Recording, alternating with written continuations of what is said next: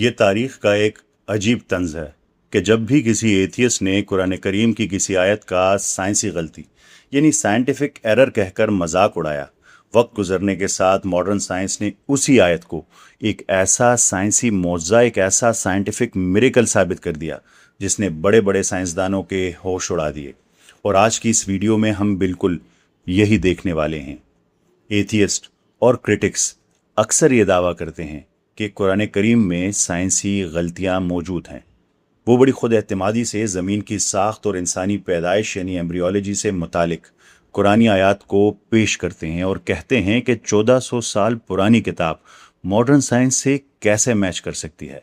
लेकिन जब हम इनके खोखले दावों को साइड पर रखकर असल हकायक, हार्ड डेटा की बात करते हैं, चाहे वो ज़मीन के मेंटल की फिज़िक्स हो या एम्ब्रियोलॉजी की माइक्रोस्कोपिक रियलिटी, तो जिसे ये लोग गलती कहते हैं वो दरअसल एक ऐसा साइंसी मोर्जा साबित होता है जिसने दुनिया के बड़े बड़े साइंसदानों को हैरान कर दिया है। इससे पहले कि हम साइंस की बात करें, ज़रा एक एथियस्ट का ये दावा सुन लें। पहाड़ के बनने का प्रोसेस है कायनात में। अल्लाह ताला कहते हैं हमने पहाड़ ऊपर से ठोके हैं मीखों की तरह। सिर्फ इसी बात पे अल्लाह है, खुदा है, नहीं है, उसको छोड़ दें। कुरान के अंदर जो गलतियां हैं, पहाड़ हमने ऊपर से ठोके हैं। 4 सतहों में बच्चे पैदा होते हैं एम्ब्रियोलॉजी का, जो हड्डियां पहले हड्डियां बनती है, उसके ऊपर फिर गोश्त आता है। ऐसा कोई भी नहीं होता, हड्डियां और गोश्त साइमल्टेनियसली बन रहे होते हैं। आइए इस एथियस्ट के 2 बड़े दावों का पोस्टमार्टम करते हैं। पहला, पहाड़ों का जियोलॉजिकल फंक्शन, और दूसरा, इंसानी जिस्म की एम्ब्रियोलॉजिकल डेवलपमेंट। हम मुकम्मल एकेडमिक रेफरेंसेस के साथ देखेंगे कि असल में मॉडर्न साइंस से कौन दूर है। आइए पहले एतराज़ से आगाज़ करते हैं। ये एथियस्ट मजाक उड़ाता है कि कुरान करीम ने पहाड़ों को अवताद यानी पेग्स यानी मेखे कहा है और इन्हें ज़मीन में गाड़ने की बात की है। ये एथियस्ट दरअसल अपनी लाइल्मी में कुरान करीम की 2 मुख्तलिफ सूरतों का मजाक उड़ाने की कोशिश कर रहा है। पहला वाला सूरह नबा यानी चैप्टर 78 की वर्स 7 का है, जहां अल्लाह ताला फरमाते हैं वल जिबाला अवतादा, और क्या हमने पहाड़ों को मेखे नहीं बनाया। और दूसरा हवाला सूरह नाज़ियात यानी चैप्टर 79 वर्स 32 का है, जहां फरमाया गया वल जिबाला अरसाहा, और पहाड़ों को इसने मजबूती से गाड़ दिया। वो बड़ी खुद एतमादी से इन आयत को साइंसी गलती यानी साइंटिफिक एरर कह रहा है, लेकिन हकीकत में ये एक बहुत बड़ा साइंसी मोज़ा है। इससे पहले कि हम इसकी बात पर यकीन करें, इस अजीम साइंसी मोज़े, साइंटिफिक मिरेकल को समझने के लिए आपको ये जानना होगा कि हमारे पैरों के नीचे असल में क्या है। हम पत्थर के किसी ऐसे ठोस गोले पर नहीं खड़े जो नीचे मरकज़ यानी कोर तक सिर्फ पत्थर ही पत्थर हो।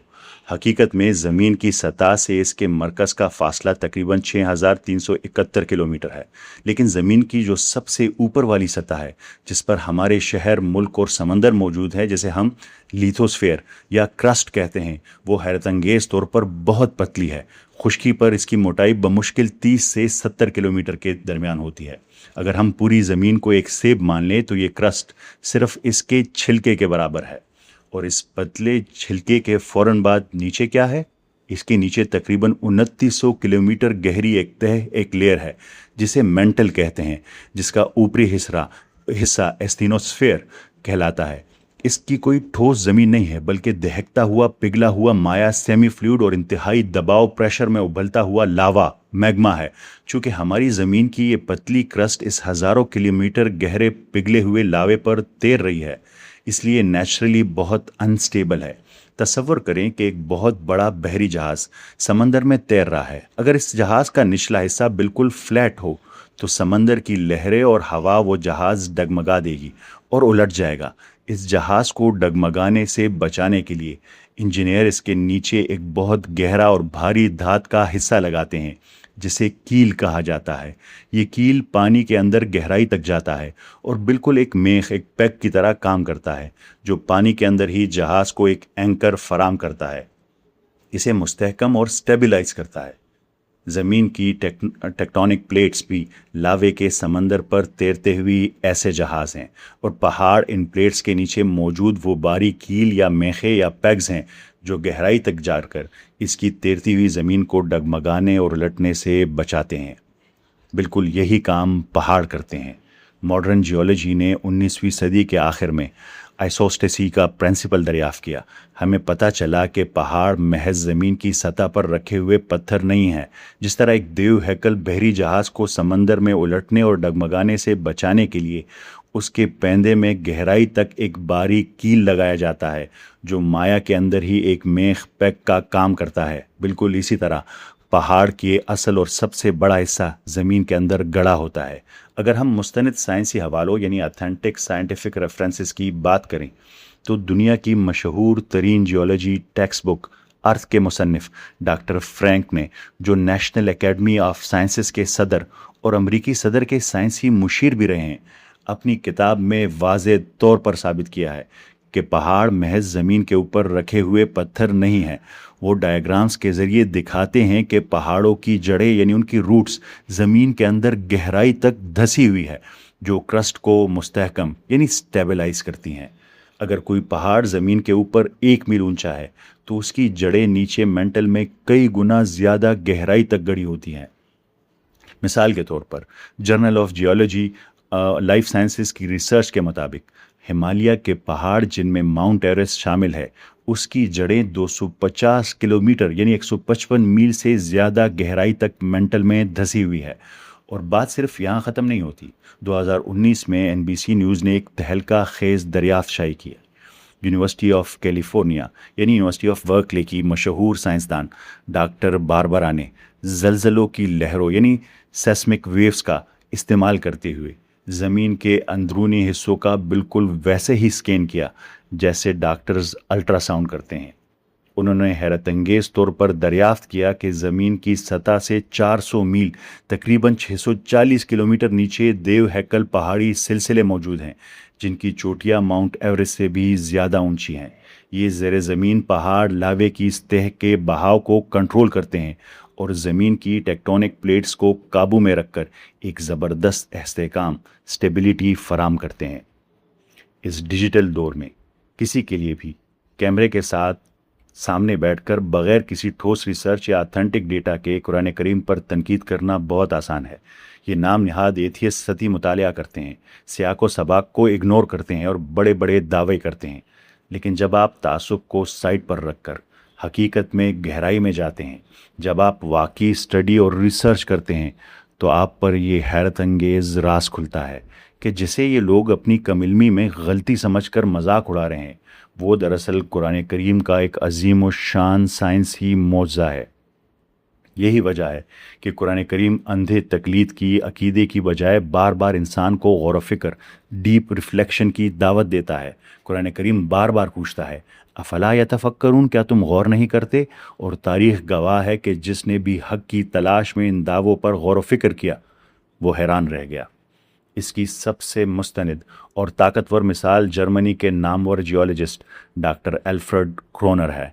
वो गुटनबर्ग यूनिवर्सिटी में डिपार्टमेंट ऑफ जियो साइंसेस के चेयरमैन रहे और इनका शुमार दुनिया के चोटी के जियोलॉजिस्ट में होता है। जब डॉक्टर क्रोनर के सामने ज़मीन की साख्त, पहाड़ों के फंक्शन और कायनात के हवाले से कुरानी आयात रखी गई और इन पर साइंसी बहस की गई, तो उन्होंने कैमरे के सामने जो तारीख़ी अल्फाज कहे वो आज भी रिकॉर्ड पर मौजूद हैं। उन्होंने एतराफ़ किया, उन्होंने कहा, ये सोचते हुए कि हज़रत मोहम्मद सल्लल्लाहु अलैहि वसल्लम का ताल्लुक़ किस दौर से था, मेरे नज़दीक ये बिल्कुल नामुमकिन है कि उन्हें कायनात और ज़मीन की इब्तिदा जैसी चीज़ों का इल्म हो सकता है, क्योंकि साइंसदानों ने ये हक़ाइक़ पिछले चंद सालों में इंतहाई पेचीदा और जदीद टेक्नोलॉजिकल मेथड्स के ज़रिए दरियाफ़्त किए हैं। वो कहते हैं, कोई ऐसा शख्स जिसे 1400 साल पहले न्यूक्लियर फिज़िक्स का इल्म नहीं था, वो अपने जहन से ये दावे नहीं कर सकता था कि ज़मीन और आसमान की इब्तिदा एक ही थी। आप कुरान में ज़मीन की साख्त और साइंस से मुतालिक बयान करदा हक़ाइक़ को जमा करें तो आप पर वाज़े हो जाएगा कि ये सच हैं और आज के साइंसी तरीक़ों से इनकी तस्दीक की जा सकती है। 1400 साल पहले कुरान में जो साइंसी दावे किए गए हैं और इस वक्त साबित नहीं किए जा सकते थे, आज की मॉडर्न साइंस इस पोजीशन में है कि वो इन तमाम बातों को सच साबित कर रही है। ये उन्होंने कहा। ज़रा सोचिए, ये अल्फाज किसी आम इंसान के नहीं बल्कि एक ऐसे आलमी साइंसदान के हैं जिसने अपनी पूरी ज़िंदगी ज़मीन की तहों यानी अर्थ क्रस्ट का मुतालिया करने में गुजार दी। जब दुनिया के टॉप लेवल के माहिर अर्जियात यानी जियोलॉजिस्ट قرآن کی سائنسی پرفیکشن کو تسلیم کر رہے ہیں، تو پھر ہم کس بنیاد پر ایسے انٹرنیٹ ایتھیسٹ کی باتوں پر یقین کریں جنہوں نے کبھی کسی لیبارٹری یا ریسرچ سینٹر کا دروازہ تک نہیں دیکھا؟ اب ہم اس ایتھیسٹ کے دوسرے بڑے دعوے کی طرف آتے ہیں۔ اس نے بڑی خود اعتمادی سے کہا کہ ایمبریولوجی کہتی ہے کہ ہڈیاں اور گوشت بیک وقت یعنی سائملٹینیسلی بنتے ہیں۔ ایسا نہیں ہوتا کہ ہڈیاں پہلے بنے اور گوشت بعد میں بنے، اس لیے قرآن کی یہ ترتیب غلط ہے۔ یہی سے ہمیں پتہ چلتا ہے کہ انٹرنیٹ سے آدھی ادھوری سائنس پڑھنے کا کیا نقصان ہوتا ہے۔ آئیے دیکھتے ہیں کہ ماڈرن ایمبریولوجی دراصل کیا کہتی ہے، لیکن اس سے پہلے ذرا سورہ مومنین یعنی چیپٹر 23 ورس 14 میں بیان کی گئی جو 4 بایولوجیکل ترتیب ہیں اسے دیکھتے ہیں۔ پہلا علقہ یعنی جمے ہوئے خون یا جونک کی طرح چپکنے والی چیز، دوسرا مدغہ چبایا ہوا گوشت چیوٹ سبسٹینس، تیسرا عظام ہڈیاں بننا، اور فورتھ لحم یعنی ہڈیوں پر گوشت چڑھنا، ہڈیوں کے بعد گوشت آیا۔ ماڈرن ایمبریولوجی اس ترتیب کی 100% تصدیق کرتی ہے۔ سطحی مطالعہ کرنے والے جس بات سے کنفیوز ہوتے ہیں وہ یہ ہے کہ انسانی جسم میں ہڈی اور پٹھے یعنی مسلز دونوں واقعی ایک ہی ابتدائی ٹیشو لیئر سے بنتے ہیں جسے میزوڈرم کہتے ہیں، لیکن وہ یہ بھول جاتے ہیں کہ یہ دونوں چیزیں ایک ہی وقت میں نہیں بن جاتی۔ قدرت نے ان کی ڈیولپمنٹ کا ایک انتہائی سخت اور مخصوص ٹائمڈ آرڈر یعنی اسٹرکٹ ٹائم آرڈر رکھا ہوا ہے۔ آئیے اسے تفصیل سے سمجھتے ہیں۔ جب ہم رحم مادر میں انسانی جسم کی ابتدا یعنی ڈیولپمنٹ کو دیکھتے ہیں تو یہ سچ ہے کہ ہڈی اور پٹھے یعنی مسلز دونوں ایک ہی ابتدائی ٹیشو لیئر سے جنم لیتے ہیں، جیسے میں نے کہا میزوڈرم کہتے ہیں۔ سطحی مطالعہ کرنے والے ناقدین اس بات سے کنفیوز ہو کر نتیجہ نکال لیتے ہیں کہ شاید یہ دونوں ایک ساتھ ہی بننا شروع ہو جاتے ہیں، لیکن حقیقت اس کے بالکل برعکس ہے۔ ان کی ڈیولپمنٹ بیک وقت نہیں ہوتی، بلکہ قدرت نے ان کا ایک انتہائی سخت اور مخصوص ٹائم آرڈر رکھا ہوا ہے، ایک خاص آرڈر میں ہوتا ہے۔ اسے ایک سادہ سی مثال سے سمجھے۔ جب آپ کوئی بڑی عمارت بناتے ہیں تو یہ ناممکن ہے کہ آپ لوہے کا فریم یعنی ڈھانچہ اور سیمنٹ کی دیواریں ایک ہی وقت میں ہوا میں کھڑی کر دیں۔ آپ کو لازماً پہلے فریم ورک یا ڈھانچہ بنانا ہوتا ہے اور پھر اس پر پلستر یا دیواریں یعنی گوشت کا غلاف چڑھایا جاتا ہے۔ ماں کے پیٹ میں فیٹس کی ڈیولپمنٹ کے دوران بھی بالکل یہی ہوتا ہے۔ شروع کے ہفتوں میں ٹیشوز کے چھوٹے چھوٹے بلاکس بنتے ہیں جنہیں سومائٹس کہتے ہیں۔ ان سومائٹس کا ایک مخصوص حصہ جسے اسکلیروٹوم کہا جاتا ہے وہ سب سے پہلے ڈیولپ ہوتا ہے۔ یہ سیلز حرکت کر کے جسم کا ایک نرم ڈھانچہ کارٹیلیج ٹیمپلیٹ بناتے ہیں۔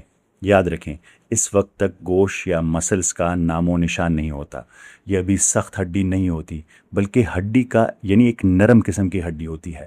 جب یہ ہڈیوں کا بنیادی فریم ورک اپنی جگہ لے لیتا ہے صرف اور صرف تبھی ایک اور ٹیشو جسے مایوٹوم یعنی پریمیٹیو مسل سیلز کہتے ہیں ایکٹیویٹ ہوتا ہے۔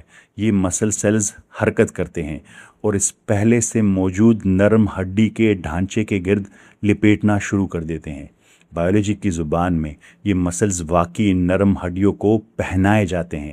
اس پورے پروسیس کے بعد ایک تیسرا مرحلہ شروع ہوتا ہے جسے اوسیفیکیشن کہتے ہیں، جس میں خون کی نالیاں کیلشیم لا کر اس نرم کارٹیلیج ڈھانچے کو ایک مکمل اور سخت ہڈی میں تبدیل کرتی ہے۔ لیکن ہڈی کی بنیاد اور فریم گوشت کے بننے سے پہلے ہی کھڑا ہو چکا ہوتا ہے۔ اب ذرا 1400 سال پہلے نازل ہونے والے قرآن کریم کے الفاظ پر غور کریں جو کہتے ہیں پھر ہم نے اس مدغہ کو ہڈیاں بنایا، پھر ہڈیوں پر گوشت چڑھایا۔ قرآن کریم نے کتنی خوبصورتی اور باریکی سے پہلے ہڈیوں کا فریم بننے، عظام اور پھر اس پر گوشت کے چڑھانے کی بالکل پرفیکٹ بایولوجیکل ترتیب بیان کی۔ جو بات آج ایک ایتھیسٹ کو غلطی لگ رہی ہے دراصل اسے خود ماڈرن مائکروسکوپک سائنس کی سمجھ ہی نہیں ہے۔ وہ جس چیز کو غلطی کہہ رہا ہے ایمبریولوجی کی دنیا میں وہ انسانی پیدائش کا ایک مسلمہ سائنسی قانون ہے، ایک اسٹیبلش سائنٹیفک لا ہے۔ جب علم سے پیدل لوگ قرآن کریم پڑھتے ہیں تو انہیں اس میں غلطیاں نظر آتی ہیں، لیکن جب ماڈرن سائنس کے بانی پائنیئرز اسے پڑھتے ہیں تو انہیں اس میں خدا کی نشانیاں نظر آتی ہے۔ آئیے اصل ایکسپرٹس کی بات سنتے ہیں۔ ڈاکٹر کیتھ ایلمور، جنہیں فادر آف ماڈرن ایمبریولوجی کہا جاتا ہے۔ جب ان کے سامنے یہ قرآنی آیات رکھی گئیں تو انہوں نے غلطی نہیں کہا، وہ ان کی ایکوریسی دیکھ کر اتنے دنگ رہ گئے کہ انہوں نے اپنی دنیا بھر میں پڑھائی جانے والی medical text book the developing human کے اسپیشل ایڈیشن میں قرآن کریم کی ان سٹیجز کو شامل کیا۔ انہوں نے واضح طور پر کہا کہ یہ علم 1400 سال پہلے کسی انسان کو معلوم ہونا ناممکن تھا۔ امریکہ میں اناٹمی کے سب سے بڑے ماہرین میں سے ایک ڈاکٹر ای مارشل جانسن شروع میں ماننے کو تیار ہی نہیں تھے کہ 7ویں صدی کی کسی کتاب میں مائکروسکوپک سائنس ہو سکتی ہے، لیکن جب انہوں نے اس ترتیب کا مطالعہ کیا تو تسلیم کیا کہ قرآن کریم وہ باریکیاں بیان کر رہا ہے جو صرف ایک جدید مائکروسکوپ سے نظر آ سکتی ہیں۔ انہوں نے نتیجہ نکالا، اس کے پیچھے ڈیوائن انٹرونشن ہے، غیبی مداخلت ہے، اس کے سوا اور کوئی وجہ ہو ہی نہیں سکتی۔ اور پھر ڈاکٹر تیجاسن تو تائی لینڈ کے ڈپارٹمنٹ آف اناٹمی کے چیئرمین تھے۔ انہوں نے کئی مہینوں تک خاص طور پر اس مدغہ والے سٹیج کا مطالعہ کیا۔ 8ویں سعودی میڈیکل کانفرنس میں ڈاکٹر تیجاسن دنیا بھر کے سائنسدانوں کے سامنے کھڑے ہوئے۔ انہوں نے برملا اعتراف کیا کہ چونکہ نبی کریم صلی اللہ علیہ وآلہ وسلم پڑھنا لکھنا نہیں جانتے تھے، اس لیے مائکروسکوپک علم یقیناً خالق کی طرف سے ایک وحی ہے۔ اسی کانفرنس میں کیمروں کے سامنے انہوں نے کلمہ پڑھا اور مسلمان ہو گئے۔ تو اب فیصلہ آپ کے ہاتھ میں ہے۔ ایک طرف 1400 سال پرانی وہ کتاب جو زمین کی گہرائیوں میں موجود پہاڑوں کی جڑوں اور ماں کے پیٹ میں مائکروسکوپک لیول پر ہونے والی تبدیلیوں کو اتنی پرفیکشن کے ساتھ بیان کرتی ہے کہ آج کے ٹاپ جیولوجسٹ اور ایمبریولوجسٹ اس کے سامنے سر تسلیم خم کر دیتے ہیں، اور دوسری طرف انٹرنیٹ کے وہ ایتھیسٹ ناقدین جنہیں جیولوجی نہ آتی ہے، نہ ایمبریولوجی، اور نہ ہی عربی زبان کی سمجھ ہے۔ لیکن اس ویڈیو کو ختم کرنے سے پہلے میرا ان تمام ایتھیسٹ اور اسلام پر تنقید کرنے والوں سے ایک سیدھا سا سوال ہے، ایک ایسا سوال جس کا جواب آج تک کوئی ایتھیسٹ نہیں دے سکا۔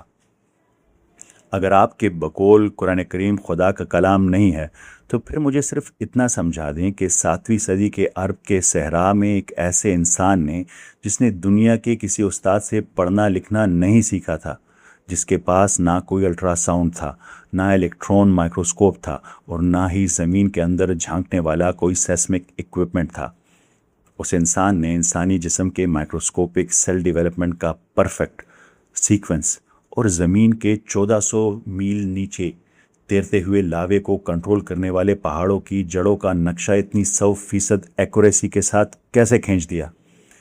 کیا یہ ایک تکا تھا، ایک لکی گیس تھا؟ ریاضی اور پروبیبلٹی کے قوانین کے مطابق درجنوں پیچیدہ ترین سائنسی حقائق کا ایک ساتھ محض اتفاقاً درست ثابت ہونا ناممکن ہے، 0% چانس ہے۔ میرا آپ سے آخری سوال یہ ہے، جب جدید سائنس کے وہ بانی جنہوں نے ایمبریولوجی اور جیولوجی کی بنیادیں رکھی اور اپنی پوری زندگیاں لیبارٹریز میں گزار دی، وہ قرآن کی ان سائنسی آیات کو پڑھ کر حیران رہ جاتے ہیں اور اسے ڈیوائن ریویلیشن مانتے ہیں، تو آپ کسی سائنسی ڈگری، کسی ریسرچ اور کسی بنیاد پر اسے رد کر رہے ہیں؟ کیا آپ واقعی سائنس کی بنیاد پر قرآن کو رد کر رہے ہیں، یا اپنے ایتھیزم کو بچانے کے لیے سائنس کو رد کر رہے ہیں؟ فیصلہ اب میں آپ پر چھوڑتا ہوں۔ اب اس بارے میں کیا سوچتے ہیں؟ کمنٹس میں اپنی رائے کا اظہار ضرور کریں، اور اس ویڈیو کو لازمی شیئر کریں تاکہ یہ حقائق ان تمام لوگوں تک پہنچ سکے جن کے ذہنوں میں تھوڑے سے بھی شکوک و شبہات یعنی ڈاؤٹس موجود ہیں۔ میں ہوں ڈاکٹر محمد سفیان، اور میں آپ کو دنیا اور آخرت دونوں کی کامیابی کی طرف مسلسل بلاتا رہوں گا۔ اس سفر میں میرے ساتھ جڑے رہیے۔ آپ سب کا بہت شکریہ۔ اللہ حافظ۔